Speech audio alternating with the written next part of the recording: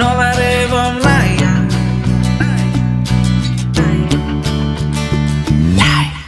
tena makarary fo an'la mihitsy fe ny mahita ny akama mba lasalasa isan'andro ela be resaka be fosafosa mba manova ho ary vo milay fady tena manahirana an'la mihitsy fe ny mijery ny akama mba tafatafa mba ilato tsy mijanona mitatazika mba manova ho ary vo milay fa tsy tokony afinaritra an'lava eo ny mba manana akama mba misontrotra nefelahany vo maika atao miromotra ka mba manova ho ary vo milay tsy mba tokony afaly an'la io ve ny mitazana ny akama mba misandratra isan'andro vaky zao ela manangatra ka mba manova ho ary vo milay tsy mba ho afaka ho amboan'la mihitsy ve ilay toetra manahory ava-manana manaraty sy mifosafosa namana mba manova ho ary vo milay de tsy mety atonga saina an'la mihitsy ve isan-kalahady elany ampiangonana nefelahany evo maiky ampefelonana ka manova ho ary manova ary vo milay laya laya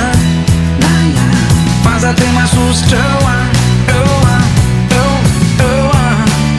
manova ary vo milay laya laya faza ampefelonana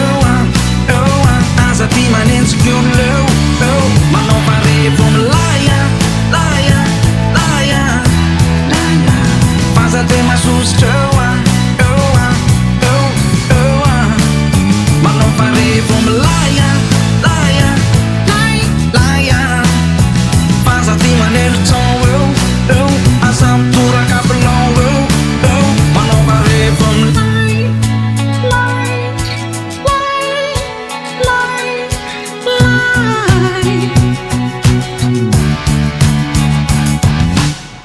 tena hoe marikoreko an'la mihitsy fe ny mijery ny akama mba milamina tova maika tian'la ofinganina mba manova ho ary vo milay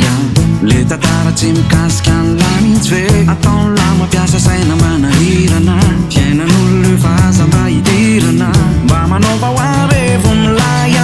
tsy mba ho afaka ho andohan'la mihitsy ve ilay toetra manahory ava-manana manaraty sy mifosafosa namana mba manova ho ary vo milay de tsy mety atonga saina an'la mihitsy ve isan-kalahady elany ampiangonana nefelao ataova maiky ampefelonana